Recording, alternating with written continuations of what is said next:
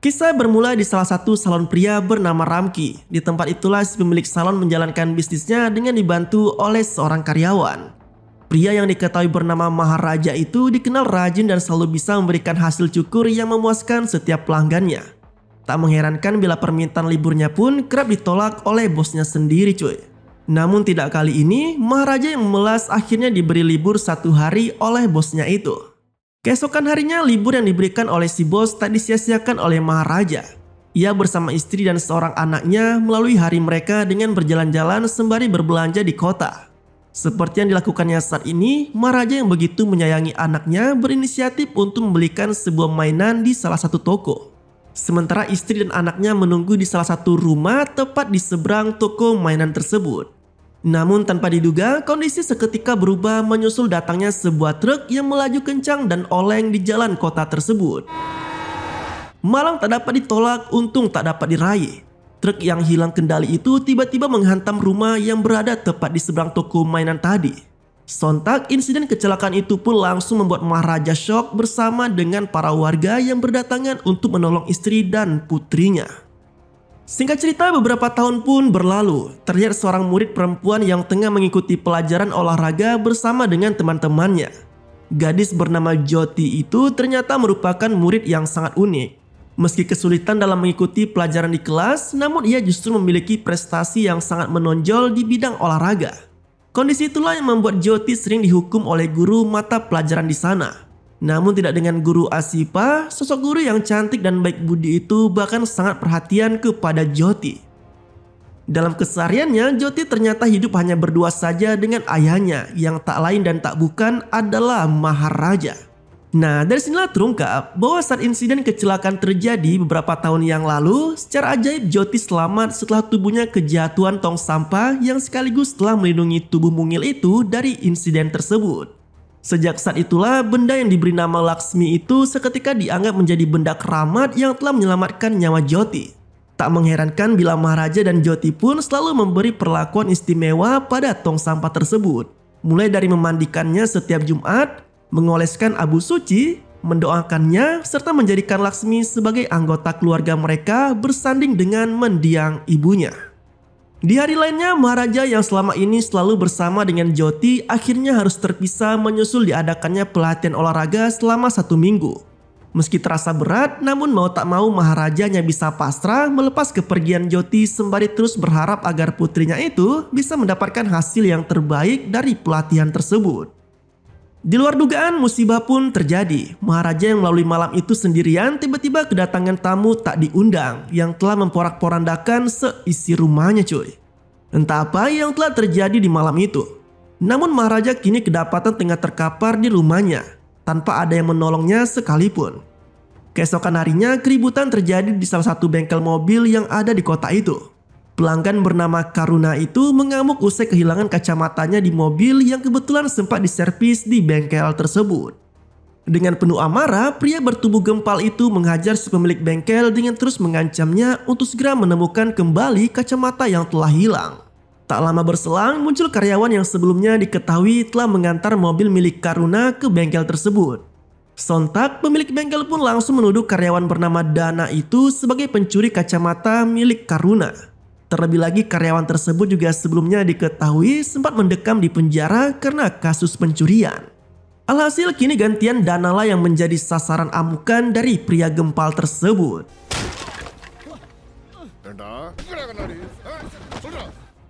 Malam harinya Karuna yang saat itu tengah minum-minum di sebuah kafe tiba-tiba didatangi oleh Dana yang membawa serta kacamata hitam milik anggota dewan itu.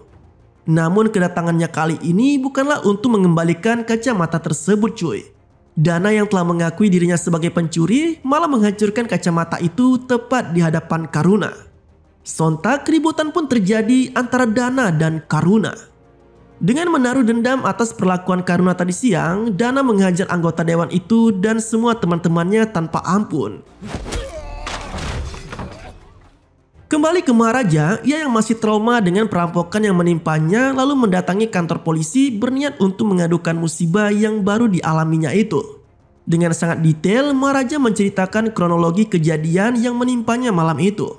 di mana ia sempat mendapati 3 pencuri yang mengacak-acak rumah sebelum akhirnya ketiga pencuri itu menghajarnya. Tak hanya itu, Maharaja juga turut mengungkapkan soal hilangnya Laksmi dari rumah. Ia meyakini jika ketiga pencuri itulah yang telah mengambil barang berharga tersebut. Alasan inilah yang membuat Maharaja begitu murung, kesal sekaligus marah karena bagaimanapun juga Laksmi telah dianggap sebagai bagian dari anggota keluarganya sendiri. Mendengar penjelasan Maharaja, petugas bernama Perumal itu pun mengira jika Laksmi adalah barang berharga layaknya berlian atau emas yang biasa diincar oleh para pencuri. Namun begitu mengetahui bahwa Laksmi hanyalah sebuah tong sampah, Perumal pun seketika meradang dan langsung mengusir Maharaja yang dianggap telah main-main dengannya. Tak terima dengan ejekan yang dilontarkan Perumal pada Laksmi, Maharaja bersikeras untuk tetap bertahan dan meminta agar polisi segera menemukan tong sampah itu kembali. Namun permintaan itu jelas ditolak mentah-mentah oleh Perumal. Ia yang menganggap Maharaja hanya ingin mengerjainya lalu menghajar pria itu dan terus menggertaknya untuk segera meninggalkan kantor polisi. Di luar dugaan, Maharaja yang bertahan dengan mencekram besi penyangga di tempat tersebut malah tak sengaja merobohkan rak besi dan membuat seisi kantor polisi menjadi berantakan.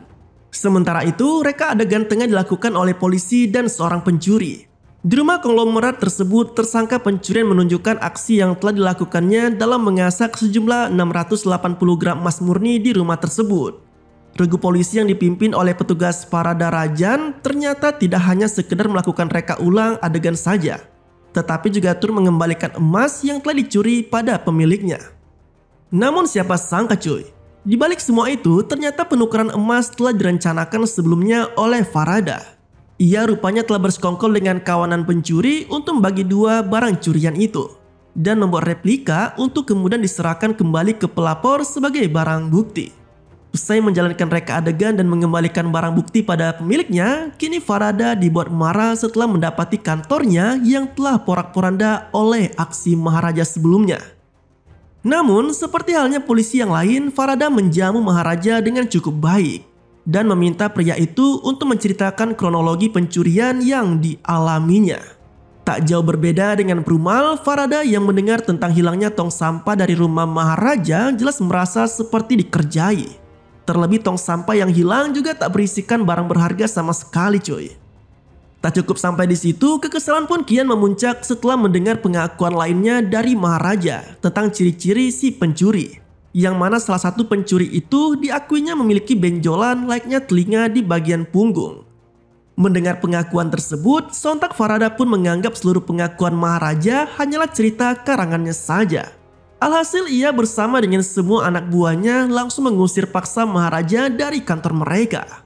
Tak mau menyerah begitu saja, Maharaja kembali menemui Farada dengan menawarkan imbalan bagi polisi untuk menemukan kembali Laksmi yang hilang. Tak tanggung-tanggung, Maharaja bahkan telah siap membayar Rp40.000 untuk kasusnya. Ditambah dengan Rp500.000 berikutnya yang khusus akan ia berikan pada Farada apabila Laksmi benar-benar kembali. Nah, jadi jika dirupiahkan kurang lebih sekitar Rp100 juta hanya untuk sebuah tong sampah. Mendengar tawaran tersebut, Farada yang merasa terhina lalu dengan tega menghajar Maharaja dan peringatkan pria itu agar tidak berani-berani menyuap polisi. Nah, di luar dugaan, aksi pemukulan terhadap Maharaja tadi ternyata hanyalah aksi simbolis semata saja agar Farada tidak dicap sebagai polisi yang korup.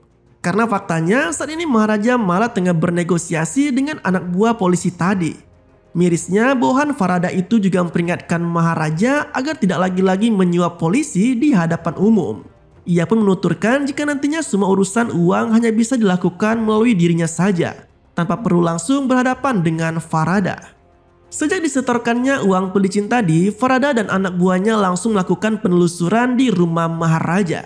Di tempat itulah polisi tak sengaja menemukan buku tabungan milik pria itu yang berisikan saldo sebesar Rp1,5 juta atau sekitar Rp300 juta. Menariknya, Maharaja yang begitu mengkhawatirkan nasib Laksmi memberi tawaran lebih besar kepada Farada. Kali ini ia menjanjikan imbalan hingga Rp700.000 atau Rp130 juta untuk kembalinya Laksmi yang hilang. Di malam yang berbeda, aksi pencurian kembali diperlihatkan di salah satu rumah orang kaya lainnya.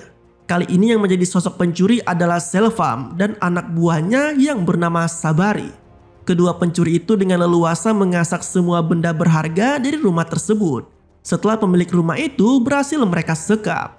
Bahkan Sabari juga sempat tega memperkaos anak gadis si pemilik rumah. Belum puas dengan semua itu, Selvam dan Sabari yang tak ingin meninggalkan jejak lantas meledakkan rumah itu bersama dengan penghuninya di dalam.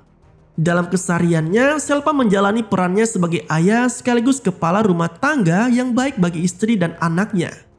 Mereka juga tak mengetahui bagaimana perangai keji sang ayah ketika menjalankan profesinya sebagai pencuri. Seperti yang ditunjukkannya saat ini, di mana Selvam membawa pulang sebuah mainan sebagai oleh-oleh untuk putrinya. Dan putrinya ini bernama Amu. Sayangnya mainan yang ternyata tak disukai oleh Amu itu lalu dibuang oleh Selvam ke tempat sampah. Yang tak lain dan tak bukan adalah tong sampah yang selama ini dicari-cari oleh Maharaja, yaitu Laksmi. Seperti figur ayah pada umumnya, Selvam juga begitu perhatian kepada Amu. Terlebih putrinya itu tengah mendapat luka di punggungnya akibat kejatuhan barang dari loteng rumah mereka. Sementara itu, Maharaja yang tak mau menyerang kini semakin rutin mengunjungi kantor polisi seiring dengan penyelidikan yang terus dilakukan oleh Farada. Namun bukan perlakuan baik yang didapat, Maharaja justru semakin disepelekan oleh para petugas di sana.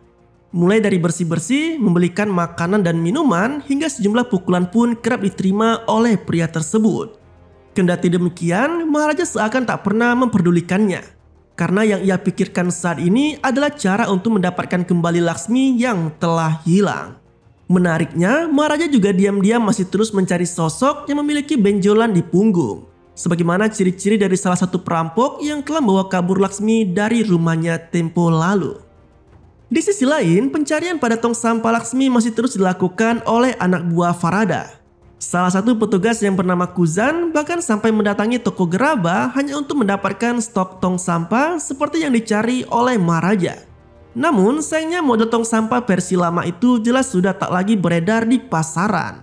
Karena kondisi itulah maka mau tak mau Kuzan harus mencari akal agar bisa mendapatkan replika dari tong sampah Laksmi.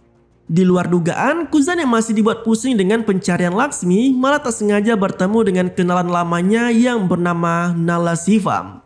Pucuk dicinta, ulang pun tiba. Nalasivam yang juga kerap dijadikan sebagai informan bagi kepolisian akhirnya diperintahkan untuk mencari tong sampah yang dimaksud. Tujuannya sudah pasti cuy, untuk dijadikan sebagai replika dari tong sampah Laksmi. Dengan cara tersebut, Farada pun tidak perlu repot-repot lagi mencari Laksmi yang asli. Karena hanya dengan replika saja, maka ia bisa menyelesaikan tugas Maharaja sekaligus mendapatkan imbalan besar dari pria tersebut. Di hari yang lain, pria pemilik bengkel terlihat mendatangi kantor polisi untuk mengadukan soal hilangnya dana sejak beberapa hari yang lalu cuy. Hal itu ia lakukan semata karena mantan karyawannya tersebut diketahui sempat meminjam uang hingga 1 juta rupiah atau sekitar 180 juta rupiah. Menariknya, Maharaja yang tak sengaja melihat foto Dana seketika teringat kembali tentang pengalaman beberapa hari sebelumnya. Dalam kilas balik, Maharaja baru tersadar usai perampokan di rumahnya tiba-tiba mendapati secarik karcis parkir yang tertinggal milik salah satu perampok di rumahnya. Berbekal karcis tersebut, Maharaja akhirnya mendapati mobil yang sesuai dengan plat nomor di karcis itu. Dan tak lain adalah mobil milik Karuna. Tak ingin membuang waktunya, Maharaja lalu menemui Karuna bermaksud untuk menggali informasi terkait sosok pencuri yang datang menggunakan mobilnya. Namun sayangnya Karuna bukanlah sosok yang ia cari. Anggota dewan itu justru menjadi korban dari aksi tengil Dana yang mencuri kacamata dari mobilnya. Menyadari Karuna bukanlah pencuri yang dimaksud, Maharaja lalu bergegas pergi untuk kembali mencari sosok yang telah merampok rumahnya. Namun siapa sangka cuy, Maharaja yang hendak meninggalkan kafe malah mendapati kedatangan Dana yang langsung membuat onar sebagaimana yang sempat diperlihatkan sebelumnya. Dari sinilah Maharaja menyadari bahwa salah satu pencuri di rumahnya tempo hari ternyata adalah Dana. Ia pun segera membuntuti pria tersebut hingga terhenti di salah satu gudang tua. Di lokasi yang menjadi markas Dana dan komplotannya, Maharaja dihajar hingga tak berdaya. Bahkan mereka pun sempat akan membunuhnya. Namun di luar dugaan, Maharaja yang selama ini terkesan polos dan lugu seketika menunjukkan karakter aslinya tepat ketika ia akan dihabisi. Dengan bermodalkan sebilah pisau cukur, Maharaja secara mengejutkan mampu menghabisi semua lawannya yang ada di sana. Termasuk menginterogasi Dana yang mulai tak berdaya. Dalam pengakuannya, Dana akhirnya mengungkapkan soal keterlibatan salah satu oknum polisi dalam aksi pencuriannya tempo lalu. Namun tak banyak info lain yang ia berikan. Dana lebih dulu mati setelah berusaha kabur dari cengkraman Maharaja. Nah, dari sinilah terungkap alasan mengapa Maharaja begitu setia tetap bertahan di kantor polisi. Alasannya sudah pasti adalah agar ia bisa menemukan sosok petugas sebagaimana yang disebutkan oleh Dana sebelumnya. Alasan ini juga yang membuat Maharaja cukup sering mengelus punggung setiap polisi di tempat itu. Tujuannya semata adalah agar ia bisa menemukan oknum polisi dengan benjolan di punggungnya sesuai ciri-ciri dari pencuri tempo lalu. Beralih ke Selvam, ia yang berencana merayakan pesta ulang tahun Amu berinisiatif untuk memberikan hadiah spesial pada putrinya itu. Tak tanggung-tanggung yang dibeli Selvam kali ini adalah sebuah kalung dengan bentuk kaki bayi sebagai liontinnya. Tak hanya sekedar membelikan kalung saja, Selvam juga ingin merapikan jenggotnya demi bisa tampil mempesona di acara pesta ulang tahun putrinya itu. Alhasil, ia pun segera mendatangi salah satu salon yang berada tak jauh dari toko perhiasan tadi. Dan siapa sangka ternyata pangkas rambut yang dikunjungi Selvam adalah Ramki Salon. Salah satu pangkas rambut ternama yang sekaligus juga menjadi tempat Maharaja bekerja. Dengan kata lain, scene kali ini membawa kita kembali ke beberapa tahun silam jauh sebelum insiden pencurian di rumah Maharaja terjadi. Dalam momen tersebut, Selvam yang baru tiba di Ramki Salon sempat menghubungi pihak catering yang akan mengirimkan kue dan semua makanan untuk pesta ulang tahun anaknya. Ia juga sempat memberikan arahan pada pihak catering terkait alamat rumah yang sekaligus akan menjadi lokasi berlangsungnya acara ulang tahun dari putrinya itu. Tak lama kemudian, Selvam pun mendapat giliran untuk dicukur oleh Maharaja. Namun belum juga banyak merapikan jenggot pengunjung tersebut, pisau cukur yang sedang digunakan malah kehabisan daya. Alhasil mau tak mau Maharaja pun meminta izin untuk segera membeli baterai yang baru. Di luar dugaan, Selvam yang sendirian menunggu kedatangan Maharaja malah mendapat telepon dari Sabari. Temannya itu mengabarkan soal berita terbaru di koran yang memuat sejumlah aksi perampokan dalam beberapa hari terakhir. Menyadari aksinya mulai terendus oleh polisi, Selvam lalu berusaha meyakinkan Sabari jika berita tersebut hanyalah gertakan dari kepolisian, yang tujuannya agar para pencuri menjadi takut dan tidak beraksi lagi. Namun, siapa sangka cuy, obrolan antara Selvam dan Sabari ternyata tak sengaja didengar oleh Maharaja yang kebetulan baru tiba di tempat itu. Meski suasana sempat berubah menjadi begitu dingin, namun jenggot Selvam akhirnya selesai dirapikan oleh Maharaja. Ia lalu meninggalkan tempat tersebut untuk segera merayakan pesta ulang tahun putrinya. Nah, sejak saat itulah Selvam mulai dibuat khawatir pada sosok Maharaja. Karena bagaimanapun juga, tukang cukur itu bisa saja melaporkan soal obrolan di telepon tadi kepada pihak kepolisian. Hal itu pula yang disampaikan oleh Selvam pada Sabari. Bahkan mereka pun sempat berencana untuk menghabisi nyawa Maharaja. Sementara itu, Maharaja yang tengah berberes malah mendapati kalung milik Amu yang tertinggal di salonnya. Ia yang sempat mendengar soal pesta ulang tahun seketika terlintas ide untuk segera mengantarkan kalung tersebut ke rumah Selvam. Terlebih ia juga sempat mendengar obrolan tentang alamat dari rumah pelanggannya itu.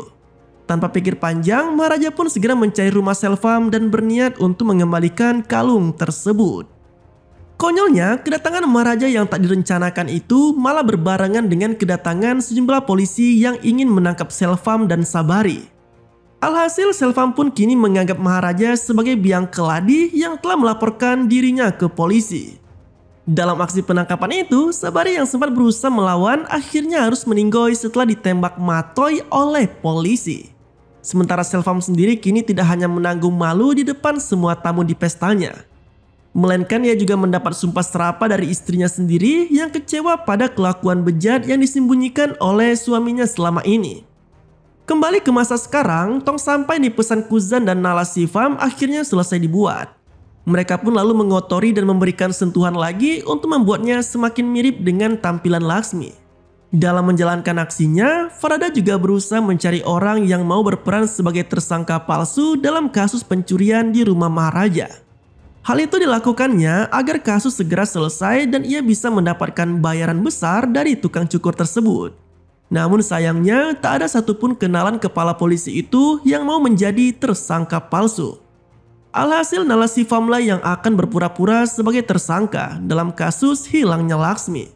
Tak cukup sampai di situ, Farada yang ingin reka adegan nanti berjalan sempurna lantas meminta anak buahnya di kantor untuk minta Maharaja menceritakan kembali kronologi secara lengkap saat aksi pencurian terjadi di rumahnya. Sementara ia sendiri merekam percakapan tersebut untuk kemudian dipelajari oleh Nalasivam yang akan berakting sebagai tersangka palsu. Nah, di luar dugaan, kronologi yang diceritakan Maharaja rupanya hanyalah karangan yang ia buat sendiri cuy. Karena faktanya yang menjadi korban malam itu bukanlah dirinya, melainkan putri kesayangannya yaitu Jyoti. Dalam kilas balik, terlihat Jyoti yang saat itu baru pulang dari pelatihan olahraga. Namun kedatangannya justru disambut oleh ketiga perampok yang tak lain adalah Selvam, Dana, dan Nalasivam. Kedatangan mereka ternyata adalah buntut dari dendam Selvam atas penangkapan yang menimpa dirinya, yang mana Maharaja telah dianggap sebagai pelapor tunggal dalam aksi penangkapannya di masa lalu. Upaya perlawanan juga sempat dilakukan oleh Jyoti. Namun sayangnya ia yang sendirian menghadapi tiga pria di rumahnya jelas tak bisa berbuat banyak. Ia pun tumbang setelah dihajar oleh ketiga pria tersebut di rumah itu. Bahkan tubuh mungilnya itu juga sampai diperkaos berkali-kali oleh Nalasivam. Namun dari sinilah Jyoti mengetahui ciri-ciri dari salah satu perampok di rumahnya, yang mana perampok sekaligus pelaku pemerkaos dirinya memiliki benjolan seukuran telinga di area punggungnya. Sialnya, Maharaja yang saat itu pulang larut malam malah dibuat kaget setelah mendapati tubuh Jyoti dalam kondisi yang sangat mengenaskan. Ia pun lalu membawa putrinya itu ke rumah sakit untuk mendapatkan pertolongan. Dari sinilah kekecewaan sekaligus dendam besar mulai tertanam dalam diri Maharaja. Ia bahkan sempat meluapkan kekesalannya itu dengan menghancurkan perabotan rumah, termasuk menyakiti dirinya sendiri hingga pingsan. Sementara Laksmi yang sempat dilaporkan hilang ternyata selama ini justru disimpan oleh Maharaja tepat di bawah ranjang rumah sakit tempat Jyoti dirawat. Hal itu dilakukannya karena tong sampah tersebut telah dianggapnya sebagai dewa pelindung dan diharapkan bisa kembali menyelamatkan nyawa Jyoti seperti yang pernah terjadi saat putrinya masih kecil. Dengan kata lain, semua cerita yang disampaikan Maharaja pada polisi selama ini murni hanyalah karangannya saja. Ia telah merubah cerita asli dari keterangan Jyoti dengan mengganti peran putrinya itu seolah-olah hanya Maharaja lah yang menjadi korban tunggal dalam aksi perampokan tersebut. Singkat cerita, reka adegan pun dilakukan. Nalasivam yang awalnya bersikap biasa akhirnya hanya bisa terdiam setelah kedoknya ketahuan. Terlebih benjolan seukuran telinga juga ada di punggung pria tersebut. Di luar dugaan, Farada dan kedua anak buahnya ternyata selama ini telah mengetahui kebenaran dari semua yang terjadi. Hal itu mereka dapati setelah melakukan penyelidikan pada kasus tewasnya Dana, termasuk meminta keterangan dari dokter yang merawat Jyoti. Atas dasar itulah Farada yang turut bisa merasakan rasa sakit yang dipendam Maharaja malah memberikan sebilah golok kepadanya. Ia berdalih jika saat ini Maharaja bebas melakukan apa saja untuk menghukum Nalasivam. Sementara dirinya dan kedua anak buahnya berjanji akan tutup mulut. Tak ingin menyia-nyiakan kesempatannya, Maharaja pun langsung menghabisi nyawa Nalasivam dengan menggorok lehernya. Usai menghabisi Nalasivam, kini giliran Selvam yang menjadi target balas dendam dari Maharaja. Namun betapa terkejutnya ia, karena targetnya itu ternyata adalah sosok pelanggan yang sempat dicukur jenggotnya beberapa tahun silam. Sekaligus juga sosok ayah yang sempat ditangkap polisi saat pesta ulang tahun anaknya berlangsung. Aksi baku hantam pun terjadi, hingga akhirnya Maharaja berhasil membuat Selvam terduduk tak berdaya. Nah, tanpa disangka, Jyoti yang masih dalam penyembuhan tiba-tiba saja muncul dan memaksa untuk bertemu dengan sosok yang sempat berbuat jahat padanya tempo lalu. Di hadapan Selvam, Jyoti menjelaskan bahwa rasa sakit yang didapatnya tidak akan menghentikannya untuk terus bangkit dan menjalani kehidupan yang lebih baik bersama ayahnya. Ia juga sempat melemparkan sejumlah perhiasan yang diakuinya menjadi akar masalah dari para penjahat untuk melakukan pencurian di rumahnya. Di luar dugaan, salah satu perhiasan yang diberikan Jyoti ternyata adalah kalung dengan liontin berbentuk kaki bayi sebagaimana yang pernah dibeli oleh Selvam 13 tahun silam. Yang mengejutkannya lagi, Jyoti yang saat itu berpaling dan bermaksud untuk meninggalkan tempat tersebut ternyata kedapatan memiliki bekas luka di punggungnya. Mendapati fakta tersebut, Selvam seketika teringat kembali pada cerita salah satu tetangganya tepat ketika ia baru saja bebas dari penjara. Dalam keterangannya, tetangga itu menceritakan bahwa saat Selvam baru di penjara, sepasang suami istri dan seorang anaknya kerap mengunjungi rumah Selvam. Mereka tak lain adalah keluarga kecil Maharaja yang berniat untuk mengembalikan kalung milik Amu. Namun sayangnya insiden kecelakaan pun terjadi dan hanya menyisakan seorang anak perempuan yang berhasil selamat. Tak lain dan tak bukan adalah Amu. Dengan kata lain, Maharaja yang sempat membawa Amu ke dokter usai insiden kecelakaan lalu merawat dan mengangkatnya sebagai anak sendiri, menggantikan istri dan putrinya yang meninggoy kala itu. Menyadari Jyoti adalah Amu, yaitu anak kandungnya sendiri, Selvam pun berusaha untuk meminta maaf pada gadis itu. Ia agaknya sangat merasa bersalah karena tidak hanya sempat melantarkan Amu saja, tetapi juga telah menghancurkan hidupnya atas aksi perampokan dan pemerkosaan yang telah dilakukan bersama Nalasivam dan Dana tempo lalu. Atas rasa bersalah itulah, Selvam yang putus asa akhirnya memutuskan untuk bundir dengan terjun dari ketinggian gedung tersebut. Dan kisah pada film ini pun berakhir. Nah, itulah alur ceritanya cuy. Gokil sih ini film. Plot twistnya benar-benar nggak ketebak. Bisa dibilang salah satu film dengan plot twist terbaik di tahun 2024 ini. Gokilnya film ini kita nggak dikasih keterangan latar ceritanya terjadi di masa depan atau di masa lalu. Jadi seolah-olah filmnya kayak air yang mengalir begitu aja. Jadi plot twist yang terbangun kuncinya ada di permainan alur. Sehingga alur maju mundur yang terjadi di film ini mengantarkan kita pada satu plot twist yang gila parah. Buat yang suka alur film kali ini, jangan lupa share video ini ya. Terima kasih telah menonton sampai habis dan tetap santuy. Sampai jumpa pada video selanjutnya.